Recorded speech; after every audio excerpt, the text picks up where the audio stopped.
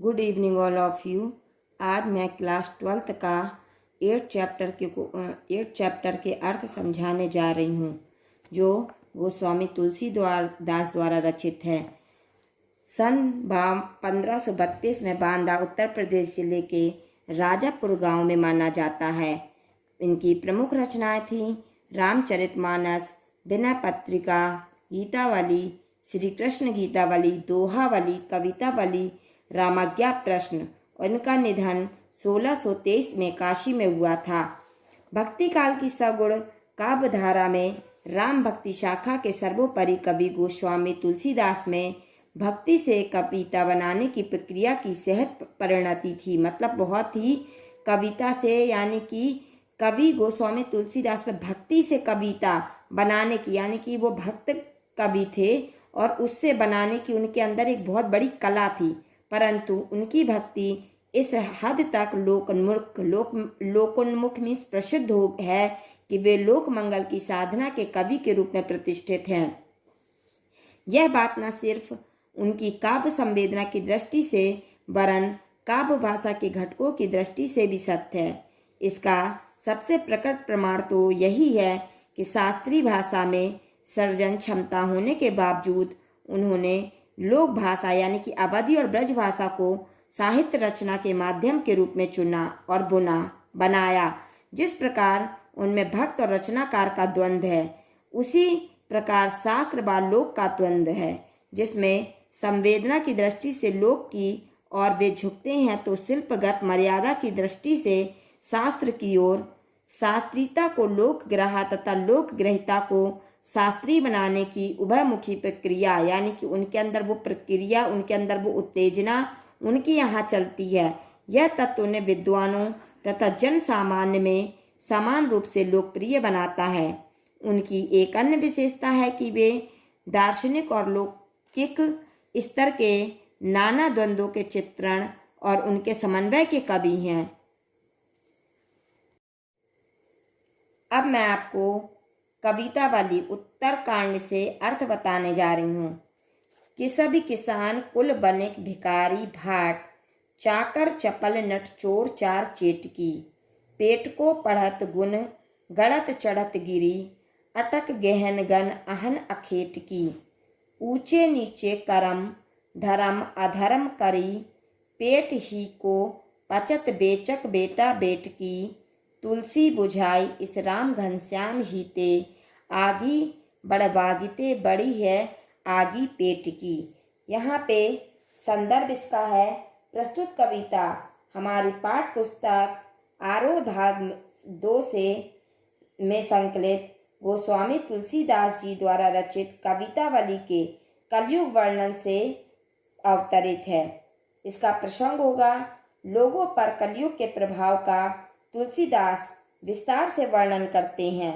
अब कि सभी मीन्स होता है धंधा चलाने वाला या श्रमजीवी, कुल मीन्स होता है परिवार, बनकी मीन्स व्यापारी, भाट मीन्स होता है चारण या प्रशंसा गीत गाने वाले, चाकर यानी कि नौकर, चपल नट जो बहुत तेजी से उछल कूद की क्रिया करने वाले कलाकार, चार मीन्स होता दूत, चेटकी मीन्स होता बाजीगर, और गुणगणत यानी गुणगणत मीन्स होता विभिन्न कलाएं और विद्या सिखाना, गिरी मीन्स पहाड़, अटत मीन्स होता है घूमता, और गहन गन मीन्स होता घना जंगल, अहन मीन्स दिन, अखेटकी मीन्स शिकारी, और अधर्म मीन्स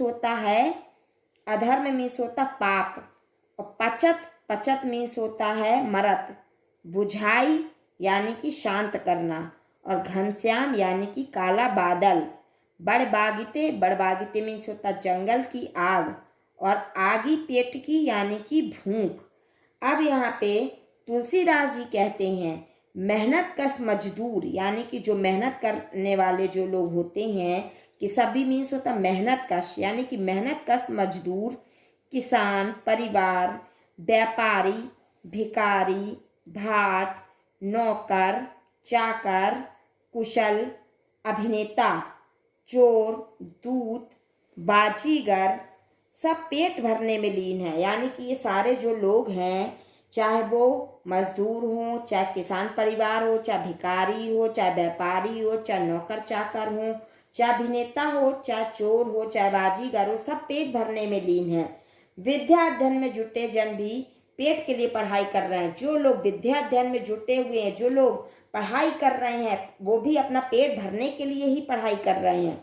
कोई विभिन्न कलाएं और विद्याएं सिखा रहा है। कोई व्यक्ति है वो विभिन्न तरह की कलाएं और विद्याओं को सिखा रहा है। कोई पर्वतों पर आजीविका खोज रहा है। कोई पर्वतों पर चढ़कर अपनी आजीविका यानी कि अपने रोजगार को खोज रहा है। कोई दिन भर शिकार की चाह में बीहड़ जंगलों में मारा फिर रहा। कोई जंगलों में शिकार की चाह में मारा फिर रहा है। लोग पेट के लिए ही ऊंचे नीचे कर्म कर रहा है। यानी कि जो भगवान ने हम लोगों को पेट दिया है, इसी को भरने के लिए लोग अच्छे और बुरे कर्मों को कर रहे हैं और धर्म अधर्म का ख्याल किए बिना धंधे में लगे हुए हैं। उन्हें ये नहीं उन्हें ये सचेत नहीं हो रहा है कि ये काम अच्छा है या बुरा है, या ये कर्म हमारा अच्छा होगा कि बुरा होगा। वो तो इन चीजों को भूल कर, अच्छा और बुरा पीछे छोड़कर सब लोग धंधे में लगे हुए हैं। यहाँ तक कि वे पेट भरने के लिए अपना बेटा बेटी को भी बेचने को विवश है। यानी कि वो अपने पेट भरने के लिए अपने बेटा बेटी को भी बेचने के लिए विवश हो गए। सचमुच तुलसीदास जी कहते हैं कि सचमुच पेट की आग समुद्र की आग से भी अधिक प्रबल है। यानी कि जिस प्रकार से चाहे समुद्र में भी आग लग जाए, उससे कहीं ज्यादा बढ़ के हमारे पेट की आग है। इसको भरने के लिए इंसान हर अच्छे बुरे काम को करने के लिए तैयार हो जाता है। तुलसीदास ने बादल के समान कृपालु राम की कृपा से ही अपनी भूख मिटा लिया। तुलसीदास जी कहते हैं कि जिस प्रकार से हमारे राम कृपालु हैं, कृपा करने वाले हैं, उनकी कृपा से ही मैंने अपनी भूखों को मिटा लिया है। आशा यह है कि उन पर श्री राम की कृपा, इसलिए उन्हें भूखे नहीं रहना पड़ता। यानी कि उनके ऊपर प्रभु की कृपा बनी हुई है, इस कारण से उन्हें कभी भी भूखे पेट सोना नहीं पड़ता है। वो केवल ईश्वर में लीन रहते हैं, ताकि ईश्वर ही उनके हर सुख दुख का मार्ग खोजता है और उन्हें सुख समृद्धि प्राप्त करता है। खेती न किसान को, भिखारी को न भीख भली, बनिक को बनिज न चाकर को चाकरी। जीविका विहीन लोग सिद्ध मान सोच बस, कहे एक एकन सो, कहे जायका का करी। वेदों पुराण कही लोकं विलोकियत, साकरे सबे पे राम राबरे कृपा करी। दारिद दसानन दबाई दुनी, दीन बंधु दुरित दहन देखी तुलसी हाहा करी। अब तुलसीदास जी कहते हैं कि प्रस्तुत कविता में चारों ओर फैली आर्थिक दुर्दशा का वर्णन करते हुए तुलसीदास अपने आराध्य राम से उसे दूर करने की प्रार्थना अत्यंत दीन भाव से करते हैं। ये इस अर्थ का प्रसंग था। अब मैं आपको अर्थ बताने जा रही हूँ। बलि, बलि मीन्स होता है दान या दान दक्षिणा। बनिक मीन्स मैंने अभी बताया आपको कि भिखारी या बनिया या व्यापारी। बनिज, बनिज मीन्स व्यापार। चाकर मीन्स नौकर। चाकरी मीन्स नौकरी। जीविका, जीविका विहीन यानी कि रोजगार से रहित, जिसके पास कोई रोजगार ना हो। सिद्धमान यानी कि दुखी। सोच यानी कि चिंता। और बस यानी कि वश में। एक कनन, एक एकन सो, एक एकन सो का मीन्स होता सबसे। और का करी यानी कि क्या करें, कहाँ जाएं। वेदहु, वेदहु मीन्स होता वेद में भी। और लोकहु, लोकहु मीन्स होता लोक में भी। विलोकियत यानी कि देखते हैं। साकरे, साकरे मीन्स होता संकट। और रावरे मीन्स होता है आपने। दरिद्र मीन्स होता है दरिद्र या गरीबी। दसानन, दसानन यानी कि रावण। दबाई यानी कि दबाया। दुनि मीन्स संसार। दीन बंधु यानी कि दुखियों पर कृपा करने वाला। और दुरित मीन्स होता पाप। दहन मीन्स होता नाश। हाहा मीन्स होता है हाहाकारी यानी कि दुखी हुआ। अब तुलसीदास जी अपने समय की भयंकर दुर्दशा का चित्रण करते हुए कहते हैं, यानी कि अपनी भयंकर उस समय की क्या भयंकर दुर्दशा थी, उस समय का वर्णन करते हुए बताते हैं कि ऐसा बुरा समय आ गया है कि किसान के पास खेती करने के साधन नहीं है। इतना बुरा समय आ गया कि किसान के पास खेती करने के भी साधन नहीं है। भिखारी को भीख और दान नहीं मिलता, लोग भिखारी को भीख और दान भी नहीं देते। बनियों का व्यापार मंदा है, यानी कि बनियों का भी कोई व्यापार नहीं चल रहा है। नौकरीशुदा लोग नौकरी के लिए दर दर भटक रहा है। जो नौकरीशुदा जो लोग हैं, जिनके पास नौकरी है, वो नौकरी की तलाश में, यानी कि पढ़े लिखे जो लोग हैं, वो नौकरी की तलाश में दर दर भटक रहे हैं। उनको काम नहीं मिल रहा है। काम धंधे से वंचित लोग, यानी कि जिनके पास काम धंधे नहीं है, ऐसे लोग चिंता के कारण दुखी हैं, बहुत ज्यादा दुखी हैं, उनके पास कोई काम धंधा नहीं। सभी एक एक से यही कहते हैं, दिखाई पड़ रहे हैं कि कहाँ जाए, क्या करें, यानी कि किसी को भी कुछ समझ में नहीं आ रहा है। ना भिखारी को भीख मिल रही है, व्यापारियों का भी धंधा बंद चल रहा है, किसान के पास भी खेती करने का कोई साधन नहीं है, नौकरी वालों को कोई नौकरी नहीं मिल रही है। सब लोग इधर उधर भटक रहे हैं और सब लोग इतने ज्यादा दुखी हैं कि सब एक दूसरे से आपस में कहते फिर रहे हैं कि अब कहाँ जाएं, क्या करें, मुझे कोई रास्ता ही नहीं समझ में आ रहा है। तुलसी भगवान पर आस्था प्रकट करते हुए कहते हैं, हे राम। अब तुलसीदास जी भगवान पर अपना श्रद्धा प्रकट करते हुए, अपनी आस्था प्रकट करते हुए बताते हैं, हे राम, वेदों और पुराणों में भी यही लिखा है, यानी कि वेदों और पुराणों में भी यही बताया गया है कि आज के युग को देखकर भी मैं कह सकता हूँ, यानी कि आज के समय को देखकर मैं कह सकता हूँ कि ऐसे संकट के समय आप ही कृपा करते हैं। जब ऐसा संकट आता तब प्रभु ही अपने भक्तों पर कृपा करता है तो संकट टलता है, यानी कि प्रभु ही उन्हें रास्ता दिखाता है और उनके संकट को हरता है। हे दीन दयालु, आज दरिद्रता रूपी रावण ने सारी दुनिया को अपने चंगुल में फंसा लिया। आज गरीबी रूपी रावण ने, यानी कि लोग अच्छे और बुरे कर्मों के बारे में भी नहीं जानते, ऐसी दरिद्रता ने, रावण रूपी दरिद्रता ने सारी दुनिया को अपने चंगुल में फांस लिया है। चारों ओर पापों की ज्वाला जल रही है, चारों ओर लोग पाप ही पाप कर रहे हैं, गलत काम कर रहे हैं, वो छोटे बड़े का फर्क भी नहीं देख रहे। उसे देखकर सब और त्राही त्राही मच गई है। ऐसे कलयुग को देखकर या ऐसे कामों को देखकर सब लोग त्राही त्राही, यानी हाहाकार मच गया है। सब हाय हाय कर रहे हैं, सब ये देख रहे हैं, हाय हाय कर रहे हैं और सब लोग दुखी हैं। ऐसे समय पर प्रभु आप ही ऐसे हैं जो इस संकट से बाहर निकाल सकते हैं। धूत कहो अब धूत कहो, राजपुतु कहो जोलाहा कहो, को काहू की बेटिसो बेटा ना ब्याहाब, काहू की जाति बिगाड़ न सोऊ। तुलसी सरनाम गुलामू है राम को, जाको रुचे सो कहे कछु ओऊ। मांगी की खैबो मसित की सोईबो, लेबको एकू ना देबको दो। अब यहाँ पर प्रस्तुत सवैये में गोस्वामी तुलसीदास ने भक्ति की रचनात्मक भूमिका को स्पष्ट करते हुए राम की भक्ति के बल के भरोसे जाति पाति एवं धर्म के दिखावे का खंडन करने का साहस किया है।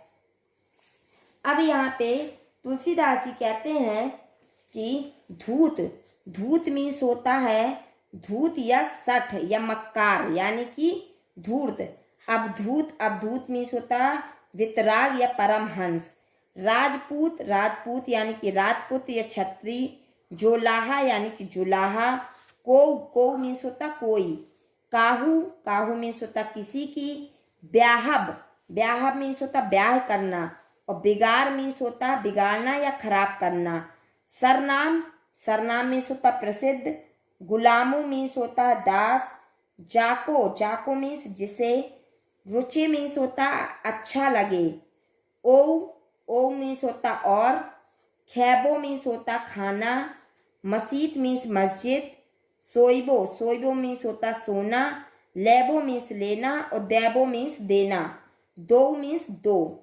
अब तुलसीदास दुनिया के लोगों को साफ साफ कहते हैं, स्पष्ट कहना चाहते हैं कि चाहे मुझे धूर्त कहो या अवधूत, चाहे मुझे तुम धूर्त कहो, मक्कार कहो या अवधूत यानी कि परमहंस या वितराग कहो, योगी कहो, चाहे राजपूत वंश का कहो और चाहे जुलाहा वंश का, मुझे इन नामों से कोई फर्क नहीं पड़ता। चाहे तुम मुझे किसी भी नाम से पुकारो, चाहे मक्कार कहो, चाहे राजपूत कहो, चाहे जुलाहा कहो, किसी भी नाम से मुझे पुकारो, लेकिन इन नामों से मुझे कोई फर्क नहीं पड़ता। मुझे किसी की बेटी से अपना बेटा नहीं ब्याहना है, ना तो मुझे किसी की बेटी से अपना बेटा ब्याहना है जो मुझे इन नामों से फर्क पड़े कि जिससे किसी की जात में बिगाड़ पैदा हो, कि कि जिससे अगर तुम मुझे इन नामों से पुकारोगे तो किसी की जाति में बिगाड़ हो, खराब हो, तो ऐसी भी स्थिति नहीं आएगी।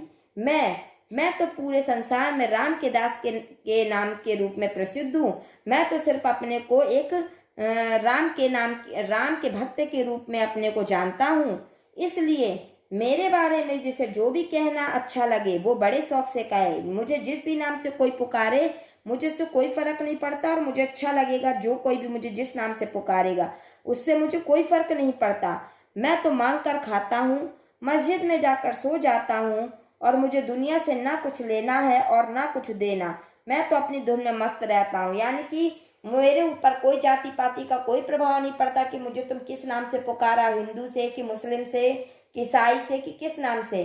मुझे ना तो अपनी बेटी उससे ब्याहना है, और मुझे इसके ऊपर कोई फर्क नहीं पड़ता, ना मुझे किसी से लेना है और ना देना है। मैं तो सिर्फ अपनी मस्ती में धुन रहता हूँ और अपने राम का नाम लेता रहता हूँ।